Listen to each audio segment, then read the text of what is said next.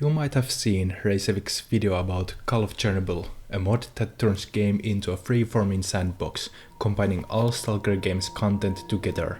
Before that mod, there was Doom's Mod Merge, a mod that turns Shadow of Chernobyl, the first S.T.A.L.K.E.R game, into a free-playing sandbox game. It also comes with LURK weapon pack, fleshing out the Jones arsenal with new weapons. There are many variants of this mod, a basic edition, Anon Edition, Breacher Edition, and a lot of optional add-ons. If you are purist, you might want to go with basic edition. I tried it myself, but due to crashes it caused, I recommend a lot of people picking up either Anon or Breacher Edition. The difference between two is that Anon Edition comes with absolute textures, new sounds and visuals, new scopes, randomizer, various fixes and special monolith armors compared to Basic Edition, and the Breacher Edition comes with optionals such as Autumn Aurora user interface, field of view switcher and all of 4chan's VG challenges. I recommend testing out for yourself, as it is easy to install as dragging the folder into the directory of Shadow of Chernobyl and remembering to turn game data false to true from fs game text file. Because the mod is contained on this game data folder, the removal of mod is simple as deleting the folder, which gives you vanilla S.T.A.L.K.E.R back. When starting the game, you are given option to choose one of the faction loadouts, which determines the difficulty you have, since in normal edition you could only have one loadout for one faction. I recommend to play either as loner or duty for newcomers, but for more challenge-seeking ones, one should go with bandits or monolith, as they both lack good traders to make selling and buying things viable over scavenging your loot, let alone nearly everybody but your own kind hating you. The difficulty is on by default at master, which you should keep at it to not cause indifferences at game balance. Once you have the game loaded, you are thrown into the game free to do how you please. You have your faction leaders which you can ask for work to gain money, items, reputation and ranking up to be the best of the zone. Doom's Mod Merge takes full advantage of the game's A-life. By having battles even at maps where you are currently residing in, the NPCs and monsters are active and a lot of CUT content has been enabled, like NPCs throwing grenades, and even some mutants has been restored that would officially come and play in Call of Pripyat. Quality of life improvements have been added. For starters, every trader can repair your armor and weapons for a price, or make even some factions passive and neutral for you for a while. There are more valuable items that when given for traders gives you a lot of money, which eliminates the problem of hoarding every single weapon and ammunition for trader and makes it much easier to just stick to one or two rifles and one pistol with a max carrying capacity. Backpack has been added as means of stashing some items for you to get later, and sleeping bag is made to pass up time.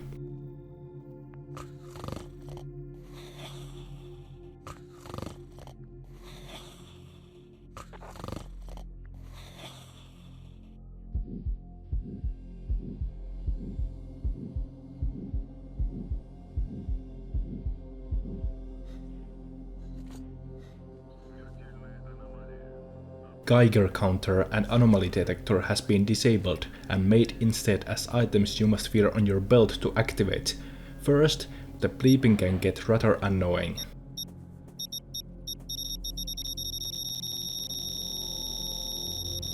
And second, because relying on sound would be too convenient, as it would be much better to rely on sight. The mod hasn't changed bolts at all though, so you can throw them as much as you want to see if anomalies are around. And most importantly, there is more level transportations you have to get around other places. The mod also restores blowouts or emissions, whichever term you want to use for them, which means you should drop everything you are doing and get to cover before you die. Everybody not in cover either drops dead in moments or comes back alive as a zombie. And after emission has gone, it is more likely that more mutants are spawned into the game world. But it's not just negative thing, because every mission also carries a chance to spawn artifacts in anomalies, which you can sell for a high price or use them for yourself for the benefits and the disadvantages, though they have been adjusted to make them much more viable than in vanilla game. As far as how stable the mod is, the game has run perfectly safe for occasional hiccup, which might be due to A-life simulation all over the map. They don't happen that frequently, only at the maps where there are a lot of NPCs. And for bugs, it is as buggy as base game, so if you find enemies brain dead or bodies flying at light speed, it is just normal day in the zone. When I first started creating this video, I was thinking of covering mods based on Call of Chernobyl, which would flesh out that game and make it as whole. But the more I played them and started making comparisons, I figured Doom's mod merge would earn it more. A lot of mods based from Call of Chernobyl tries to mimic and add things that are overly complex and feature creeping, like crafting system, repair yourself items and many variations of guns and armor, along with being much more hardcore in any manner. While this sounds good in concept, all it does is that it bloats the inventory of player and NPCs alike with stuff that one doesn't want to use if one wants not to use the added repair or crafting system added by those mods. And it seems it's balanced out in those ways instead of how you would normally play the S.T.A.L.K.E.R game.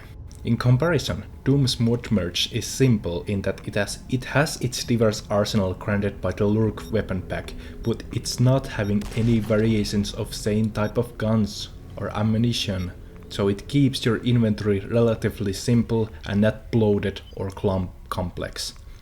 Another problem is visual change in both textures and user interface, which might fit in the tone one aims to make, like bleak atmosphere for misery and such, but it isn't as recognizable and standing out when you need items like medkit and such when they are in these washed out colors. Compared to vanilla user interface, while not the most beautiful thing, at least it stands out with its items.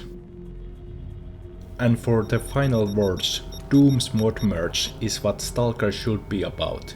Sandboxing in the zone, doing missions, collecting artifacts and telling out your own story, character story, because it doesn't change anything much from core game, save for disabling the main campaign. It works in its favor and feels much more fleshed out game than other sandboxing mods are capable of doing.